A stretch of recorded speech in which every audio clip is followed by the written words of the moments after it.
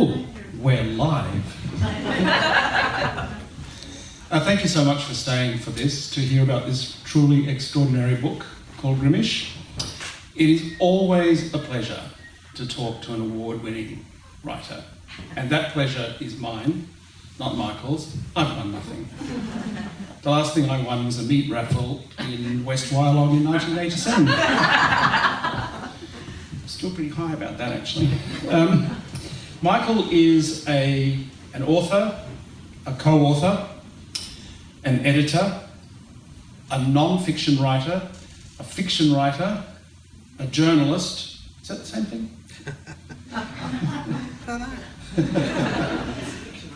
And a reviewer. So all in all, he is an extraordinary writer. So Michael, welcome. Thanks, Robert.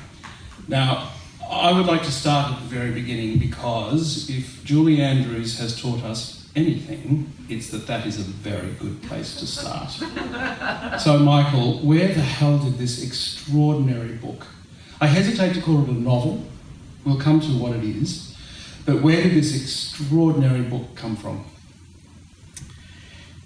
That's an extraordinarily good question.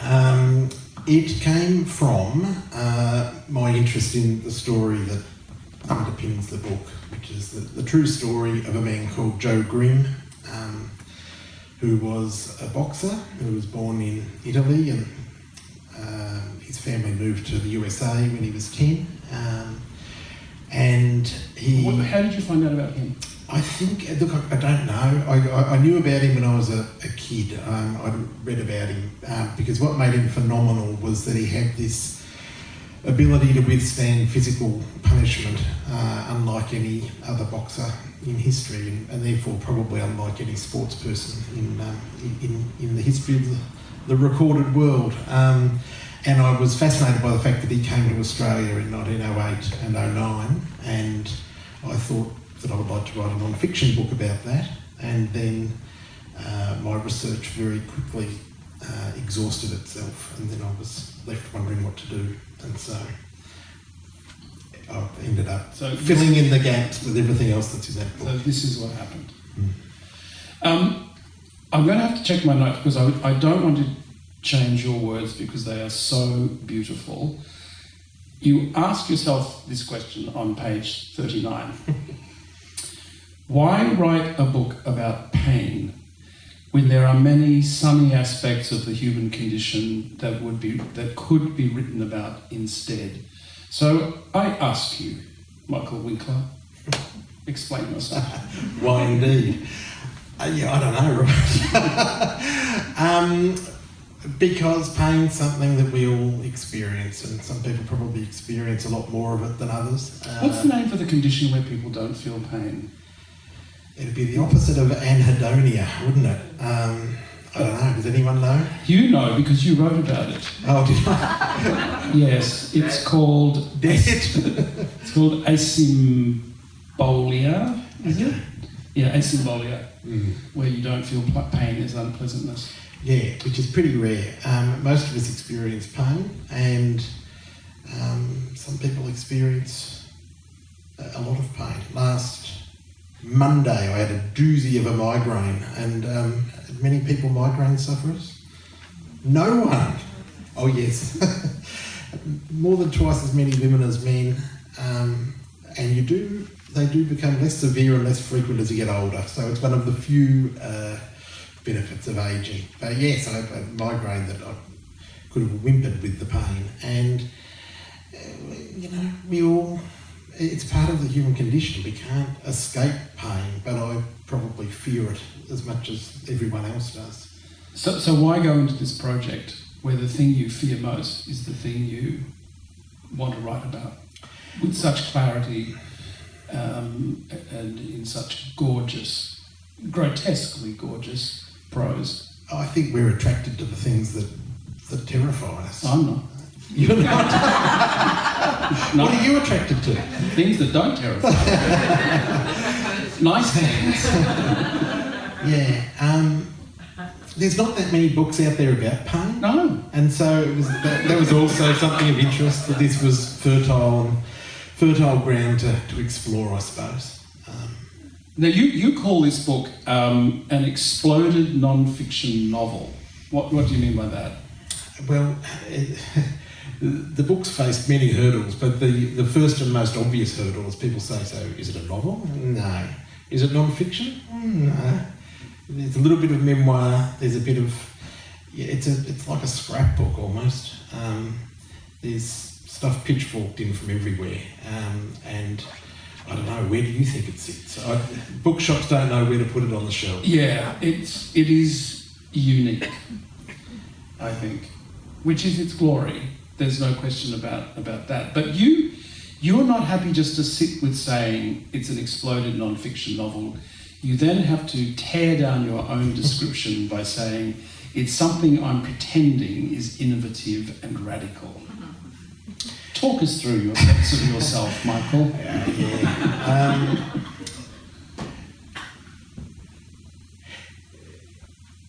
In hindsight, I should have done less of that.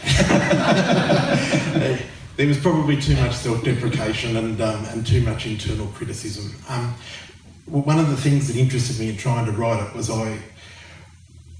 because I had so few facts to actually fall back on, that I was actually having to make up a lot of this stuff. It was interesting to me to think where those ideas would come from, what things I'd read or what things I'd experienced or thought.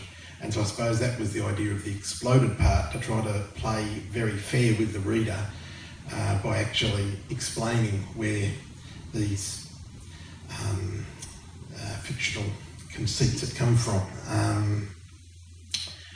But there's an incredible intellectual rigour to this book and research rigour to this book. It's got a lot of footnotes. I love a good footnote.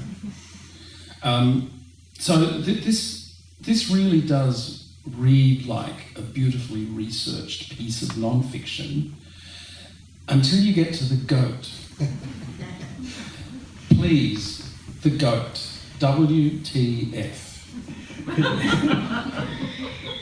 People love the goat. I know. Tell us about the goat. Look, I am uneasy with that thing that writers say, where they say, oh, you know, this character just invented itself, and I just couldn't control it. It just had to be there. But that was sort of like that with the goat. So there's a long scene in the desert in Central Australia, and there's the narrator and there's Joe Grimm. And it was supposed to be a long period of exposition, basically, filling in the backstory. And I didn't want it just to be the two of us talking back and forth in dialogue like a two-hander play. I wanted a non-simpatico third character, and for whatever reason it turned out to be the talking goat. So, the very profane talking goat, yeah. The goat is very sweary, which I like. I would like you to read a passage just to give people a sense of your prose and the poetry in your prose, if you wouldn't mind. Now, this is a scene in a church where Joe Grimm is in a country town.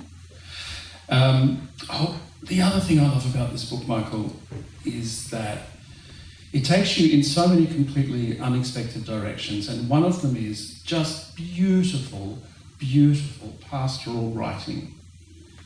Where does that come from? It's like Joseph Furphy on crack. It's really beautiful and completely unexpected in a novel that is, or a book that is ostensibly about a pain-eating boxer. But suddenly you're in this beautiful pastoral world of Australia. And this thing happens in this small country town, and Joe is in a church sitting behind a woman. And this is what he does, if you could read that.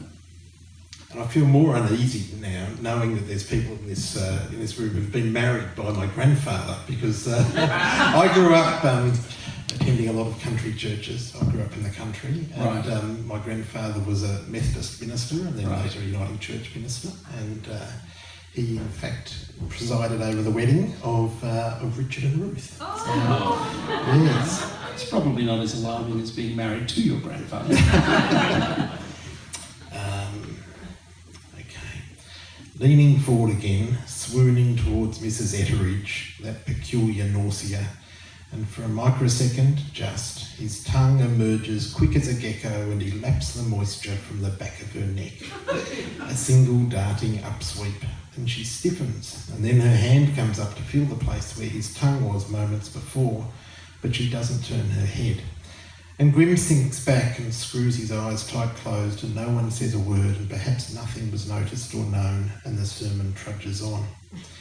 He tastes her salts on his tongue, can still smell the moist hair, her aroma inside his nostrils. He tries to relax his jaw, his shoulders, his mind. Staring at the cross high on the forward wall, there is no question that he could have breezed through the whipping and the scourging, would not have flinched as the thorns in the crude crown punctured his scalp, perhaps could have stood the hammering of the huge square-headed nails through his wrists and his ankles. But what then? Could he have borne the crucifixion any better than Christ did? He thinks on it, tongue running around the outside of his lips as he tries to calculate the weight of the agony, factoring in the brutes breaking Jesus' legs and piercing his side, and the length of time there with all of his broken body collapsing against those 3 shocking metal spikes. And he decides that no, if Christ could not, he could not. That is so wonderful, and it's a little bit creepy.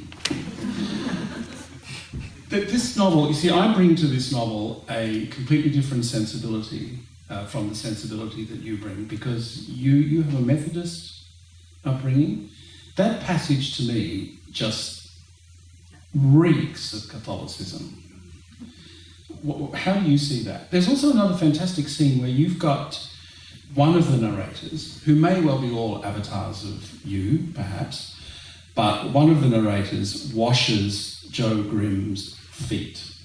And it's very Mary Magdalene. I'm glad you got that reference. Yes, that was the idea. It's very Mary Magdalene. So is this kind of... I don't really associate this kind of Gothic representation with anything other than, Catholicism. Hardcore Catholicism. Well, you would... Because Protestant churches always look to me like they've been burgled. Yes, but we sang a lot better than the Catholics. You were that. I would assume that Grimm grew up Catholic. He grew up in Avellino in Italy, and there's a scene earlier in the book in front of the Avellino Cathedral where he's bashing his head against the cathedral doors to get money from passers-by, and it's very, very, very, very hard to find out what is truth and what's apocrypha in terms of the very slim evidence about his life, but there is one report that he in fact did that. So I assume he was Catholic. The whole sort of Saint Sebastian torture of the flesh stuff. You shy away in this novel, probably consciously, from any sense that his pain eating is fetishised in any kind of sadomasochistic sexual way. Someone said to me when I told them about the book, so he was a masochist. And it's like, well, I mean, maybe he was, but if he was, it's not all that interesting to me. Maybe it's because I'm so old that sexual explanations are of less interest to me than ever before. I think other explanations for his behaviour and his being how and who he was are probably more interesting to me. Yeah. Just as a little segue, do you know that at the foot of the cross, I only found this out a fortnight ago. Christ is the Roman soldiers, he says, I thirst, and the Roman soldiers put a sponge dipped in vinegar up to his mouth as a kind of insult. And it never occurred to me what that actually meant. Why was there a sponge? Why was there vinegar? And Roman soldiers carried sponges and vinegar wherever they went because that was their toilet paper. And that's why it's even more kind of humiliating. I was never taught that at school. Another failing of the Christian Brothers. Chalk them up. Possibly not the greatest failure. That's fascinating. It's up there. Yeah. It is up there. Now, Michael, there's a really beautiful connection in two parts of the novel, which is clearly deliberate because you use exactly the same expression. At one point, you have this kind of excoriating but beautifully written piece about how difficult writing is, and your wife, either your real wife or your fictional wife, but the person in this book... It's my real wife. Your wife says, what you're doing, Michael, is absurd, but it is not stupid. And then further along in the book, Joe Grimm has a moment with the woman whose neck he has licked. He says to her, I am stupid. And she says to him, you are absurd. You are not stupid. Now, are you suggesting that having the shit beaten out of you as a boxer and being a writer is a distinction without a difference? There's similarities, right? There's similarities. There's writers here today, including one on stage, who have been a lot more successful than I. And I don't know if you have that sort of success, whether it feels less absurd. But certainly my creative writing career has tended to be a litany of failure.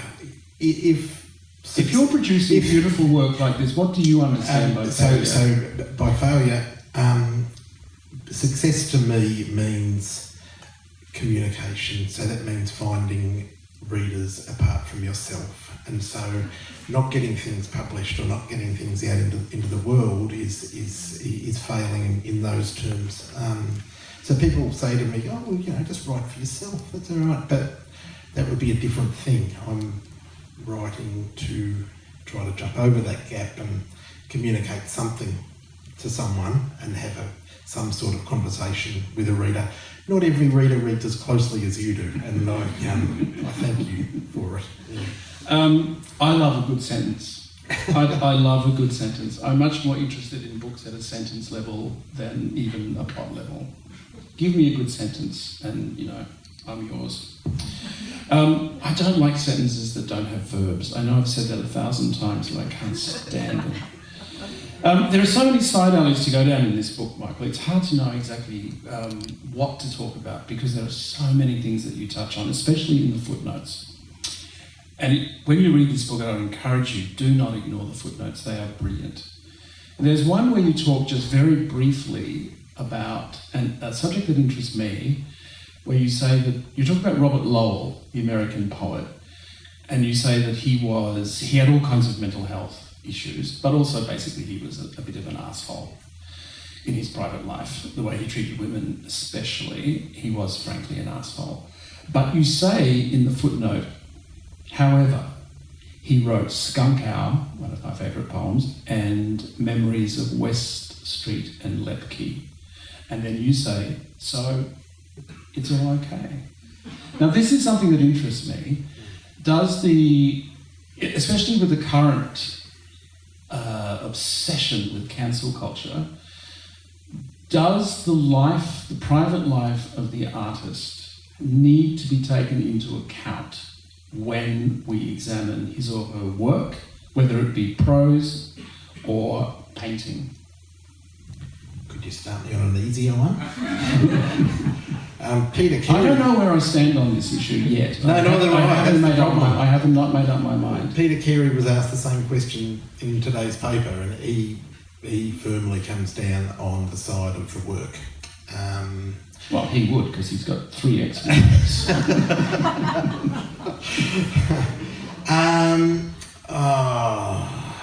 I don't know. It's hard, isn't it? It is really, really, really hard. And I mean, I'm a grudgy, punitive sort of person. So if I don't like someone, I'm going to find it really hard to like their work. But we excuse... I never met Robert Lowe. If I met him and seen his behaviour, I don't know. It's enormously hard. Yeah. What do we do with Donald Friend? What do we do with half the canon?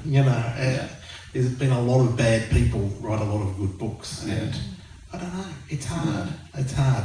I would also say that there's so many books out there that it's also possible to find good books by good people. So, maybe that's where we should be focusing. Yeah, I'm very suspicious of the whole program of digging around in people's private lives and then finding a reason to cancel them. I'm particularly annoyed by Hannah Gadsby, who I otherwise really like, but her program to stop people looking at Picasso, for example, because there's no question Picasso was a notorious misogynist and a vile person in his private life. But at the same time, at one point Hannah said that her favourite painting in the world is the Arnolfini portrait by Jan van Eyck, which is a really stunningly beautiful portrait, done in, I think, 1430 or thereabouts. But the only reason you can say that is because we know nothing about Jan van Eyck. And so if you then find out, having said it's your favourite painting in the world, if you then find out that Jan van Eyck was a pedophile, say, how does that go from being your favourite painting in the world to being something you can't look at? Yeah, I don't know. I haven't made up. I worked as a radio producer for a while on ABC Radio. Radio is such a personal medium, and people would come up to me and say, "Oh, I love such and such. What are they like?" And I think, "Will I tell you?"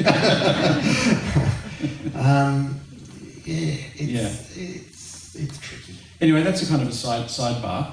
One other interesting thing I learned in your book was the story of Jack Johnson, who I only vaguely knew about. It's on the periphery of my knowledge, but I didn't know very much about him, and I certainly didn't know that he came to Australia and fought in Sydney.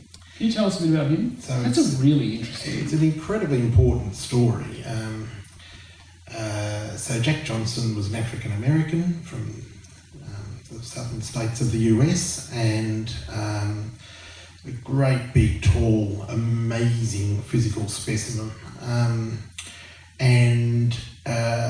In the history of organised boxing, there'd never been a white man fight a black man for the World Heavyweight Championship.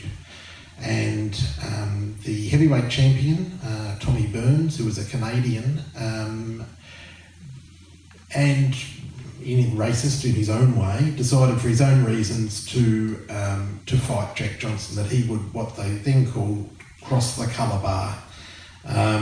And it took place in Sydney on Boxing Day in 1908. They had to go to the other side of the world to hold such an event, because if it was held in North America, the whole place would have been burnt down. It was just it was an unforgivable sin to give an African American man an opportunity at winning the most prestigious title in world sport. And so, yeah, they were in Sydney, and Joe Grimm, the real life Joe Grimm, was a sparring partner for both of them. And there's actually very grainy film footage of Jack Johnson training and also Tommy Burns training, and I can't spot Joe Grimm in the background, but he may have been there. But I'm fascinated by what it would have been like to be a 6'3", 6'4" African American with a shaven head walking around Sydney, which was, Australia in 1908 wouldn't have been a place famous for its racial harmony. And Jack Johnson not only defeated Tommy Burns but humiliated him. He basically prolonged the fight to torment this reasonably diminutive white champion. And then, history is full of nuances, because Jack Johnson then refused to fight another African or another man of colour. He only fought white challengers from there on in and locked out some other outstanding black boxers as a consequence. So, and you point out that he wasn't an especially good boxer. Is that right? Perhaps not one of the greats. Really. To me, he wasn't one of the greats. He was a very defensive-minded fighter. He was certainly more than enough for Tommy Burns, but yes, he wouldn't have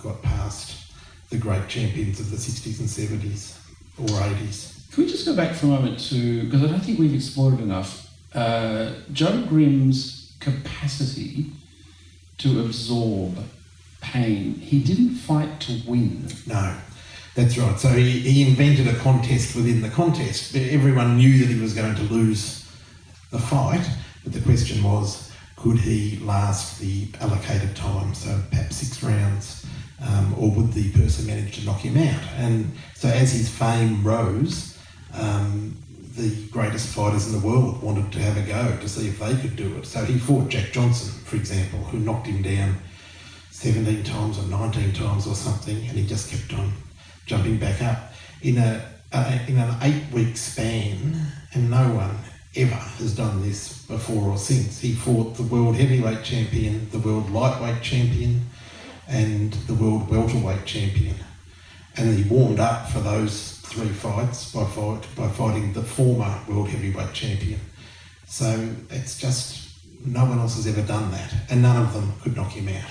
But what do you think it is in us,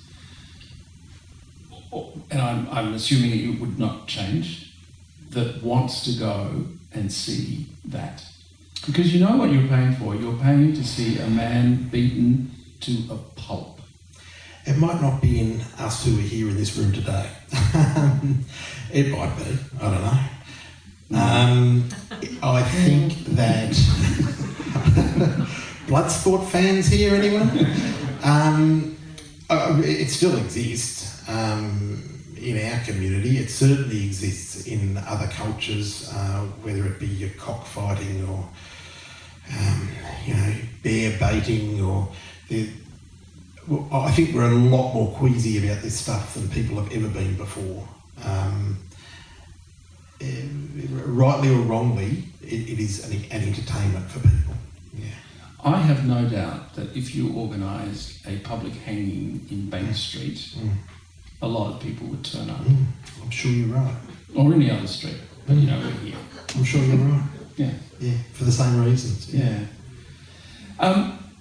You also talk bizarrely, I guess only bizarrely because the book is full of beautifully bizarre side alleys. You talk about Ned Kelly, and you had an obsession not with Ned, well, I don't know if you call it an obsession, but an attraction not to Ned Kelly, but to Joe Byrne. Why did you settle on Joe and not Ned? Yeah, I think the whole Ned Kelly thing's, it's so played out, but it's still, but growing up, it was huge for me. And I grew up in towns where, not so far away from where he had been, and he was a fascination from as early as I can remember. And what was it about him though? I know nothing about Joe Byrne. Oh, about Joe Byrne. So was he the cross-dresser? Well, we don't know.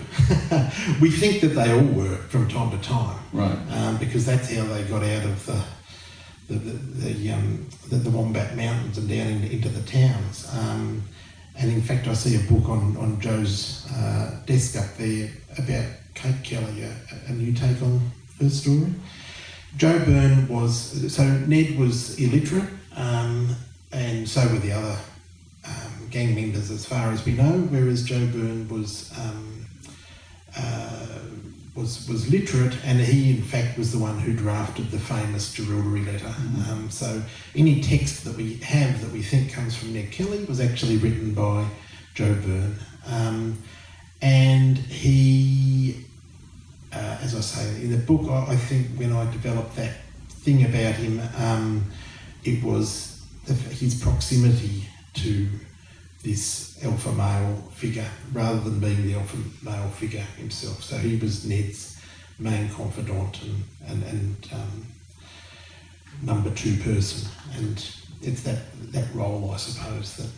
So growing up in the superhero world, you were always more attracted to the sidekick, To Robin. to Robin. Yeah, I know. You don't have to answer that. We know. One other thing that this book just pushes so many of my buttons in a very pleasant way. You are very interested in the notion of how much we can trust history. And I'm fascinated by, I did my thesis on collective memory. And collective memory is this idea that in a culture, we all coagulate in a way around an idea of how a certain thing happened and should be represented. We'll take Ned Kelly, for example, or Anzac. We all have a notion that we somehow agree on that that's what we're going to go with generally. What's your, is history, how fluid is history for you? Yeah, super fluid, and probably becoming more so as other voices are listened to or privileged. In my sort of short and undistinguished time in journalism, one thing that I knew was that, and you know this, that if there's ever a story written about something that you know all about, something that's happened in your street or something that you've seen or something, there'll always be a mistake in it. Always. Journalism's hard because you're having to pretend to be an expert on one thing one day and another thing the next day. But history's full of those mistakes, and I think they accrete and build and grow, and we end up with legends instead, such as Anzac, such as Gallipoli. No one was interested in Gallipoli until David Williamson wrote the film. No one. Yeah. And then that's a really interesting, those things are called memory sites. They're individual things around which you can construct a sense of how we built our sense of ourselves. And I reckon that film is a real memory site for Australia. Because prior to that, the Anzac parades were, they were desultorily attended. But after that, we came to an agreement that it was a moment of great heroism and glory in Australia. And the consequence is that many people think we won. Yeah, there's an amazing book which I doubt is in Blarney Books, although Blarney has every great book you can think of. And it's a diary written by Ian Idris, is that right? Ian Idris, yeah. Who was actually in Gallipoli, and it's his diary, and it is harrowing. It is extraordinary to actually read what it was like in the trenches at that time with the maggots and the pieces of flesh flying around you, and it was so miserable and so poorly conceived, and so it was a vision of hell. And no soundtrack. And if you ask the average person on the street what happened at Gallipoli or what it was like, it's become this scene of glory and triumph, and it was dire. Yeah. Is there? We're running out of time. Yes. But is there a novel or a book that you know you ought to have read that you haven't? Oh, so many. Give us a big one. What's the biggest 1984, one? I've never read. But then I've also never seen Star Wars. So, I've never seen Star Wars either. I've never read To Kill a Mockingbird.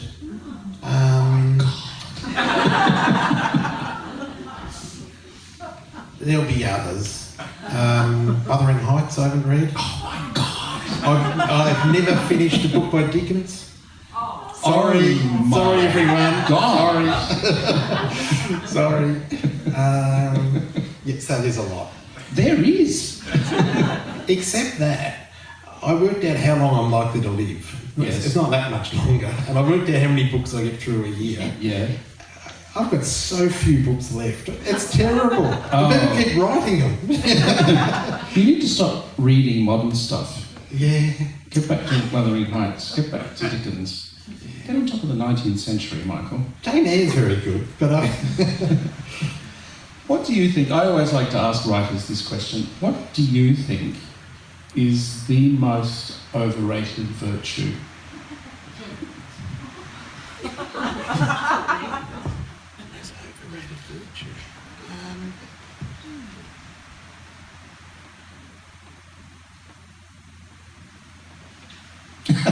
You have to say something.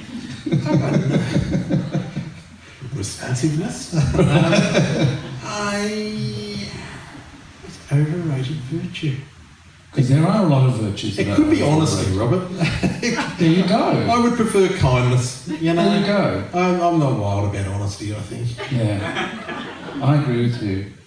My most overrated virtue is piety.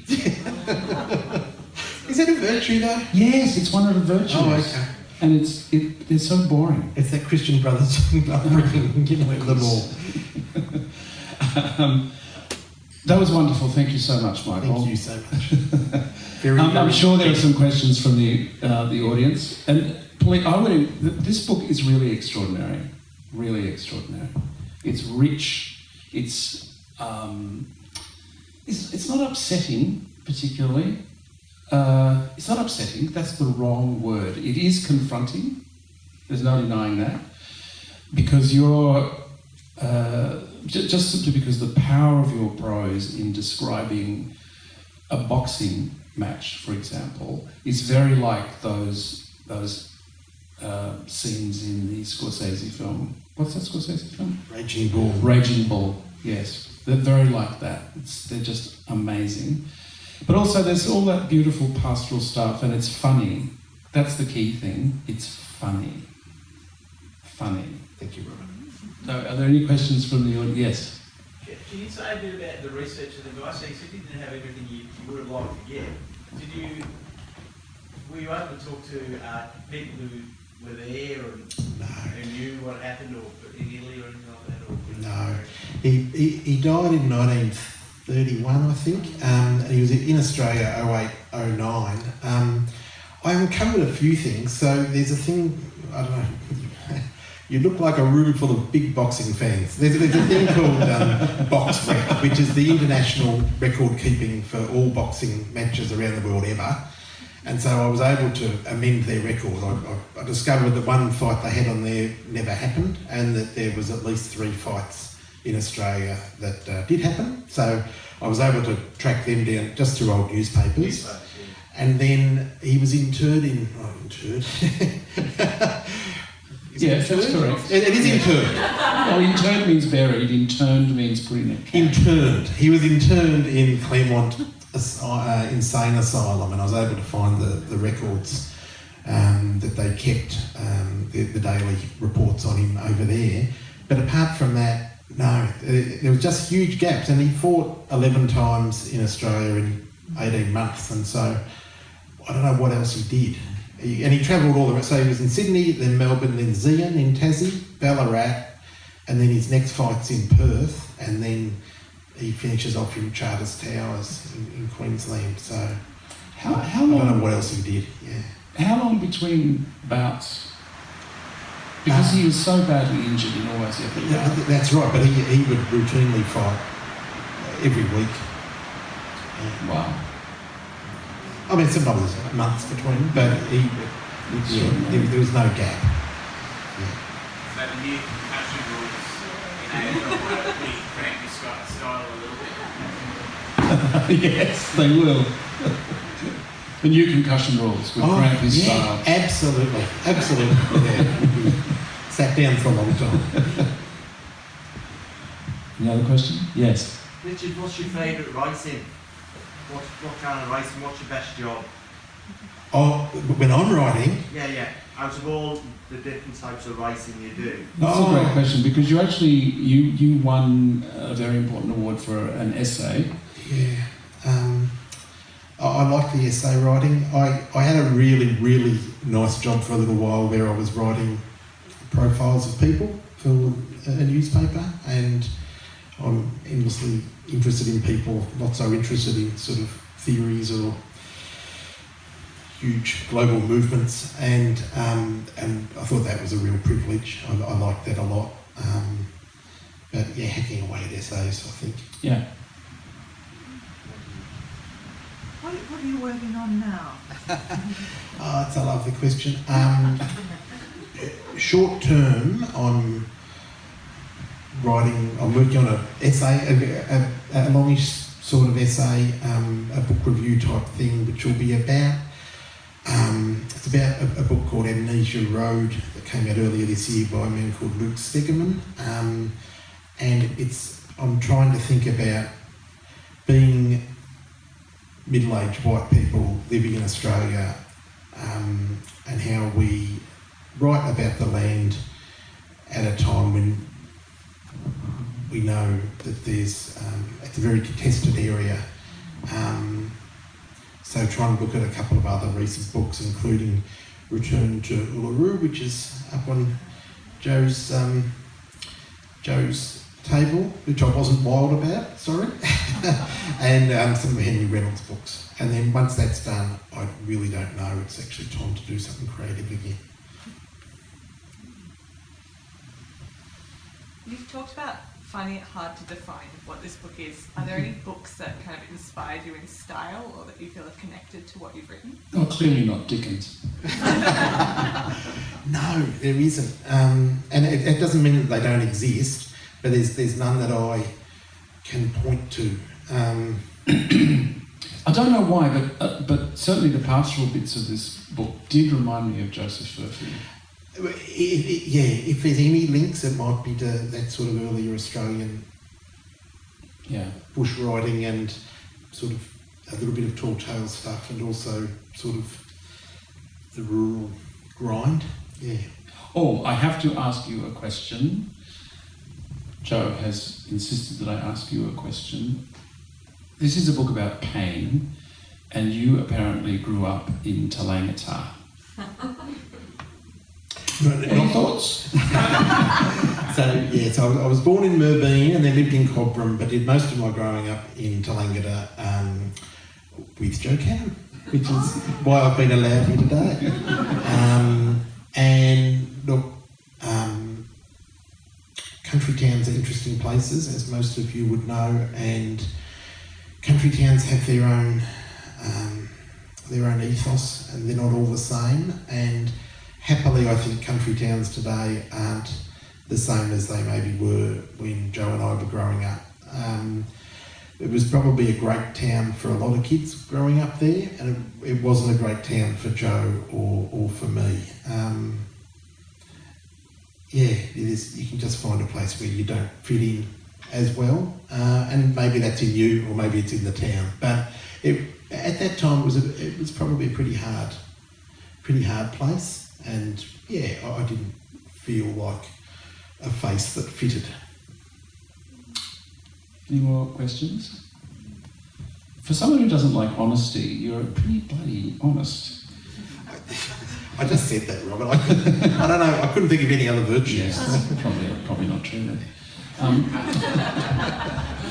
Well, finally, I would like to thank you for using a word that is not used sufficiently often. It's a beautiful word that means the gentle rustle of a wind through leaves. You probably don't remember it. Scythurism.